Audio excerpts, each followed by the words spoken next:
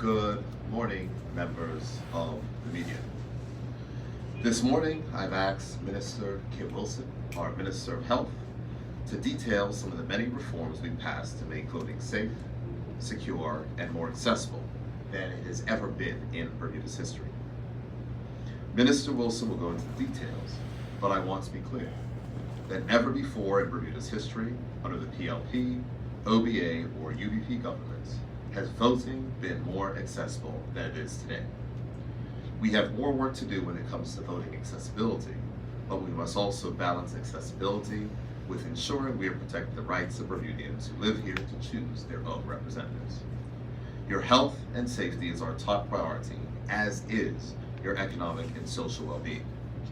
The coronavirus showed the world over which countries have competent governments and which countries could, shall we say, use improvements. Bermuda is blessed.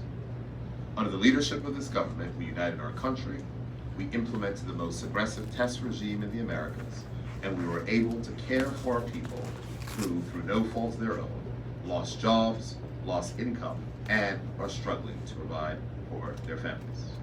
Bermuda got it right on COVID-19, and many countries did not. All of us have witnessed the horror stories out of countries where their governments got it wrong. But it is not just listening to the experts. It is effectively managing and implementing the recommendations. It's about bringing people together and bringing them along to have faith in our systems and follow the recommendation.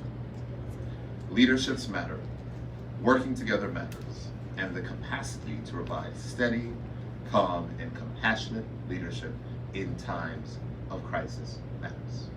Now, before Minister Wilson speaks, I just want to review some of the challenges which we faced over the past few months and what we were able to accomplish. Bermuda is now ranked highest per capita in the Americas in COVID-19 testing. Bermuda is ranked 6th in the world in terms of testing per capita. Our test results turnaround is among the fastest in the world, with our tourists commenting how quick and efficient our system is. The protective measures at LF Wade International Airport have received global recognition and praise, confirming that Bermuda has the most extensive border protection measures in the world. We ensure that drive-through testing and various pop-up testing throughout the country is conducted at no cost to the people being tested. We added 48 additional beds, increased the number of ventilators, and enhanced our oxygen supply systems to enhance the hospital's ability to care for patients with COVID-19 in case of any future outbreak. With the aid of the brilliant Dr. Karika Weldon and with the passionate work of the entire Department of Health team, we not only created a government testing lab, but we are now testing at a rate that is unheard of in the world, and we are continuing to expand that capacity on a daily basis. All this was done while making sure that we save taxpayers' money. We negotiated airbridge flights enabling stranded Bermudian students and travelers to return home, and we identified the need to quarantine people who were arriving on our shores and quickly identified facilities that could be used to quarantine these returning Bermudians and ensured that they were testing prior to departure. And that testing prior to departure in early April, where we found positive cases prior to them being released, shortened the outbreak of which we had here. We created a new facility that would enable Bermuda's homeless to be housed, fed, and provided with support during shelter-in-place and curfew, and that was at the Barclay Institute and then the Cedar Ridge Academy. And we arranged for transportation services for nurses to cover for the COVID-19 when COVID-19 forced the closure of public transportation. We successfully implemented remote learning for our students, and with the assistance of private donors and sponsors, ensured that our students and parents and teachers had the tools and resources they needed to continue effectively learning. We developed a strategy to safely and effectively reopen our public schools and safely and effectively continue the learning and development for our children, with multiple forms of communication to make sure that everyone is comfortable with their return to school.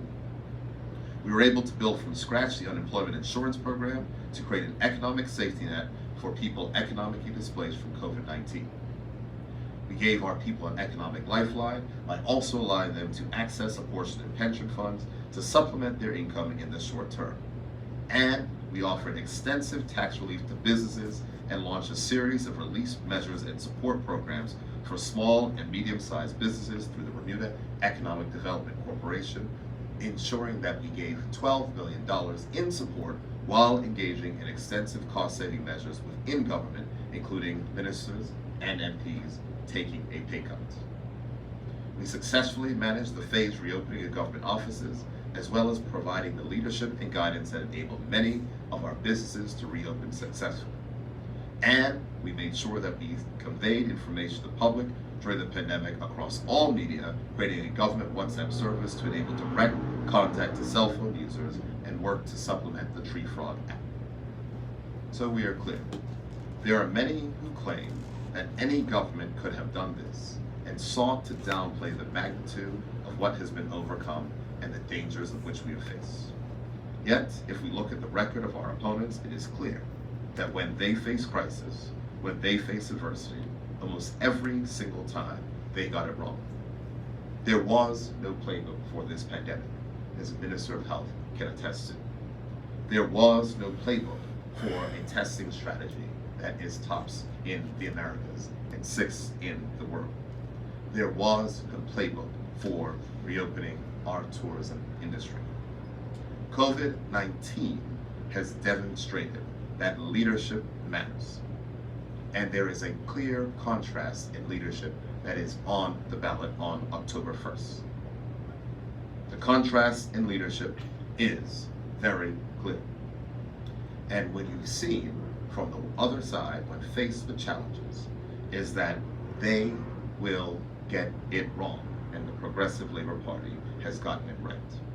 So I will now hand over to the Minister of Education, the Minister of Health, who will highlight the things in which we've done on the matters of safe voting, making sure that voting is safe, and then I will finish, and then we'll happy to take any questions on the government's handling of the coronavirus pandemic, plans for safe voting, and any other questions that you may have.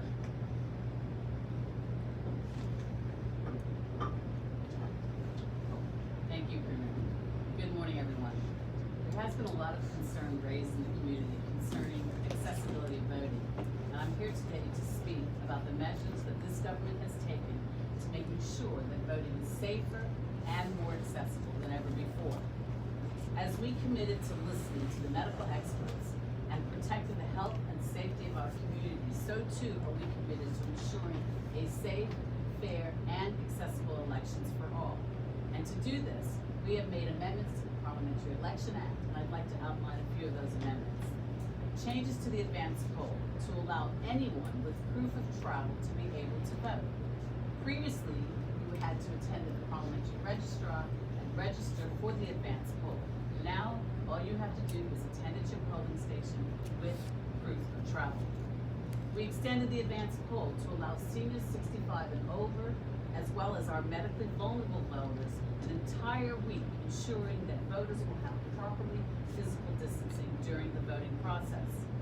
We've expanded access to voting for more Bermudians by allowing for the first time in our history parolees the opportunity to vote, creating more equitable voting and giving Bermudians a second chance. We believe that Bermudians who have paid their debt to society should be able to participate in the democratic process, and we took steps to make this happen. We also increased the voting franchise by allowing incapacitated voters, as well as our sick and shut-in, the ability to vote from home. You can call the Parliamentary Registry right now or visit elections.gov.bm to apply to vote from the comfort of your home. And finally, in order to protect our community from COVID-19, we have shared the recommendations from the Caribbean Public Health Agency with Government House as well as the Parliamentary Registrar. These recommendations include specific requirements related to masks, sanitation, and of course physical distancing. We look forward to the Parliamentary Registrar providing more specific information on plans for keeping our community safe during the election process. Across our region, we have seen a number of elections around the world since COVID-19 began. And I am pleased pleased to report that our fellow overseas territory, Bermuda, held elections early in June, and the data is now in that Bermuda currently has no active COVID-19 cases. St. Kitts and Nevis, which is similarly sized jurisdiction to Bermuda, also did not have any problems or spikes related to their general election, which was also held in June. Some of the larger jurisdictions in our region have experienced challenges with COVID-19. However, it is important to note that these jurisdictions, such as Aruba, the Bahamas, and the U.S. Virgin Islands, have not held elections and experienced a recent spike of COVID-19 cases. So at the end of the day, this is about management of the virus, and it is clear from our aggressive contact tracing and testing program that Bermuda has done one of the best jobs in the world. And for this, we ask your support so that we can continue the work, ably managing the crisis as well as our recovery. Thank you. Thank you very much. Thank you very much, Minister Wilson. And I think that it is important to note that leadership certainly matters. That when it comes to the issues of voting, it is important for voters to remember that when it comes to electoral reform, the Progressive Labor Party kept its promises. So, as I said, COVID-19 demonstrates that leadership matters. Just as the One Bermuda Alliance is risky and ill thought out and economically devastating airport deal is now costing us millions of dollars, just like the OBA's reckless Morgan's Point deal that cost the taxpayer $200 million, and just like the OBA's arrogant approach to immigration reform unnecessarily divided our community. The leadership that has been shown by the Progressive Labor Party, working together, bringing parties together, ensuring that we can get things with bipartisan consensus and support, the leadership that has been demonstrated by the Minister of Health in making sure that the health teams are on side so that we can get this pandemic under control, shows that leadership matters. This election, voters, is about who you want to see us through the economic recovery and to deal with any future health challenges. And therefore, we humbly ask for your support, and we look forward to your support as we go to the polls on October 1st in what will be a very safe election. Happy to take any questions that members of the media may have. Hold on for 1 second. Is there an issue? Yeah, when it's question time, if you could just. Okay. I can go. Morning. Hi, Sarah. How are Hi, you? I'm good, thank you. Obviously, this government has received a lot of praise for the handling of the pandemic, not only locally but overseas. Did this play into your decision to call an election? Yeah, that's the question. Sorry. I wouldn't say directly. I would say what played into the decision to have an election is something that I made it clear. I think that a government needs to make sure that they have the ability to make decisions, difficult decisions. This was an economic choice as well. We've seen on the other side that there's been 4 resignations of sitting MPs already. I took the leader of the opposition at his word that there were going to be more resignations from his side. And the last thing that a government that was focused on unifying the country and making sure that we could get through the health challenges and the economic challenges was a divisive set of by-elections, which would cost the country more money overall versus having one general election and letting whatever government was elected by the people get on with the job. And I think that's what's most important. I've been very clear that on that the Monday after cut match, when the opposition came out with the resignation of Trevor Wallace and then started the political attacks back and forth again, I was surprised as we were engaged in bipartisan discussions on how we could advance the country. So, hey, these things happen in politics. As a young person, I was told that I probably should not, trust the opposition leader and try to engage in those conversation discussions. But we live in New York. Okay, and the PLP hasn't been without its own resignations. Could you comment on that? We've got Michael Scott, Rob Commission. I think the record is clear. You wanted to save money, was the. But remember, there was the conversation of by-elections. That was why members had any intention of stepping down before we went to the polls next time.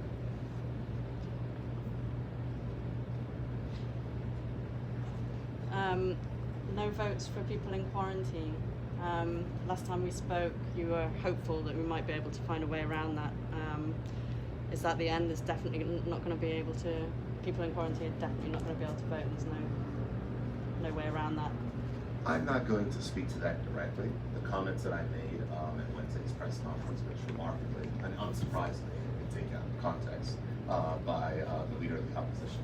But what was said was that the notice of which was put out in consultation with the Ministry of Health was to advise persons on the considerations that they should make prior to engaging in travel. It makes sense to notify people well in advance on what they should consider if they want to attend polling stations. And I think that is important. What I did say also is that I am aware that there are discussions that are taking place with the parliamentary registrar to ensure that all persons who wish to exercise their right to vote have the ability to do so. So that is certainly a question that I welcome to put towards Government House and with the parliamentary registrar. We have made our positions known. But the notice of which was put out by the government, by the parliamentary registrar in conjunction with health, was to ensure that persons who may be electing to travel or persons who may be returning should know the considerations of which they should take into account if planning to do so. Okay. Don Burgess, Burt News. I just have one question for the health minister. Okay, no questions for me? No questions for you, sorry. Because we don't want to go back and forth months. We're trying to get them all done at once. One question from yesterday's press conference. The opposition leader critiqued how you treated former politicians who were involved with the party in their dismissal. He said that you had a track record in that sense. What did you have to say to this comment? I have a few things to say to those comments. I try to keep the high road when we engage in political discourse and discussions, and I'm going to do my best to continue the high road.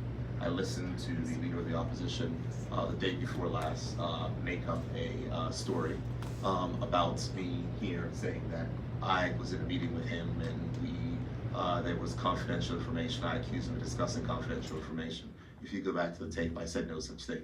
But that's unsurprising that the leader of the opposition would come up with things. In his comments and statements yesterday, they were unfortunate, but they are not unexpected. So the only thing that I would say in response to that is that the Progressive Labour Party is a vibrant democratic organization, and we will continue to have our discussions and what takes place internally. For the leader of the opposition to come out and throw accusations and make these things of which he has no knowledge is unsurprising given his track record. What I would say also is it was quite shocking to hear his statements speaking about the fact that we should not cannibalize each other and, think about people's families in conversations.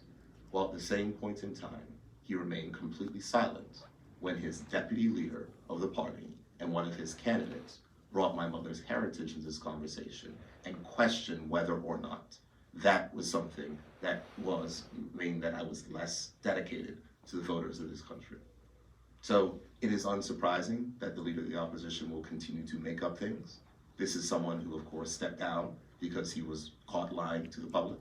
And so from my position and my perspective, I'm going to continue to keep the high road. What we did during this pandemic was making sure that we brought the country together. What we must do in leadership through the economic recovery is bring the country together. That is the leadership of which the Progressive Labour Party team is offering, and I welcome the contrast of that against the leader of the opposition on any given day. There's no truth to his comments. No truth to his comments about what? About those who have left the party. I can't necessarily say that people who may or may not have left the party, people leave and join the party all the time. We have a vibrant membership, and this is a volunteer organization. People can leave and come all the time. There's people who are on his side that were in this party once. There's people on this side that were in his party once as well. That's the nature of a free and democratic society. Questions to the Minister of Health? Yes, thank you. You must surely be tired of seeing me. No, somebody's accused me that you're my COVID crush, so. With the lessons that we could have learned from the other countries that have held elections, what have you pulled from that that's going to help make this one safe? The countries that I spoke about are actually also part of CARPA, which is the international organization that we have provided guidance to both Government House as well as the Parliamentary Registrar with respect to how to hold elections in a safe manner in the midst of a pandemic. And one of the takeaways, which you've probably heard me speak about over and over again, is ensuring that the persons that are able to attend the election, in addition to requiring them to wear masks, but they are physically distancing. And the ability now, as having an advance poll for those persons over 65 as well as those persons that are medically vulnerable, to have a whole week of polling with 4 various stations is going to be tremendous, because it will allow them the safety and the satisfaction in knowing that regardless of what time they go to the poll, they have a whole week to do so and can be best ensured that they will be able to physically distance. Thank you very much. Sorry. There was mention in the COVID press conferences that you had before at Berkeley of a lab sciences course being set up at Bermuda College in light of Corica Weldon moving there. Is there been any development on that, and do you see that could create jobs locally in that regard to lab sciences? I'll let the I'm going to yield go first if you don't mind, and then I'll yield Sure. to the Premier, because we're not supposed to be touching the mics.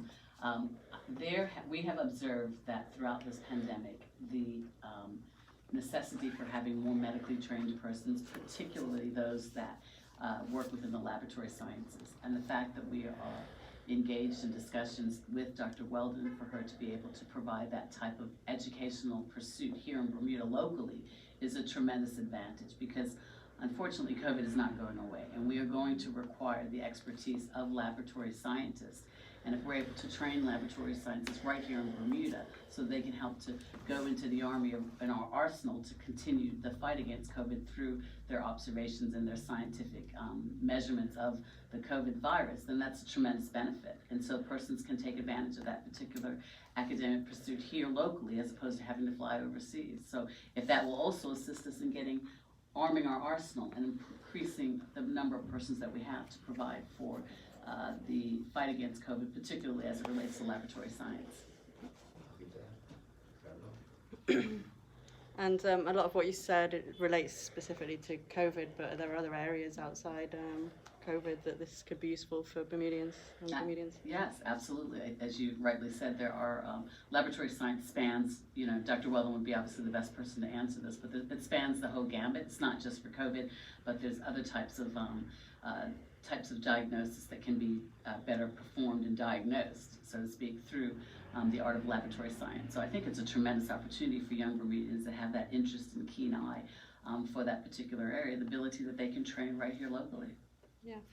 And there's one question, we heard about a 3rd police officer that came down with COVID. Can you confirm that or give any details on that? I cannot.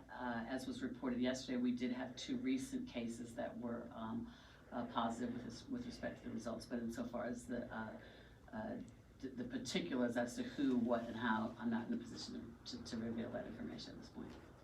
All right, thanks. Hello, Minister. I believe that Jamaica experienced a spike in COVID cases after their polls opened. Is that true? Are you aware of that? I'm not. I do believe that their election hasn't been held yet. It was yesterday. Okay. So I don't have any knowledge as to whether or not there was a spike in cases after their election. It's kind of early to say, but I couldn't speak to that. But what I can speak to is the fact that following CARPA guidelines, I am satisfied that with the discussions that we've had with Government House as well as the Parliamentary Registrar, that steps will be taken to ensure the safety of our community, just like the commitment that we had since March when we first were introduced to COVID. Oh, well, some of us were introduced to it in February, but that's a separate issue. But just like the steps that we took, the aggressive steps with respect to contact tracing as well as testing to ensure the best possible outcome for Bermuda and our population as it relates to limiting transmission for COVID equally, I can assure you that this government, under the leadership of our premier, will continue to operate accordingly so that we can ensure that we have a safe election that's accessible to all as well as safe. Any further questions? No? All right. Thank you, everyone.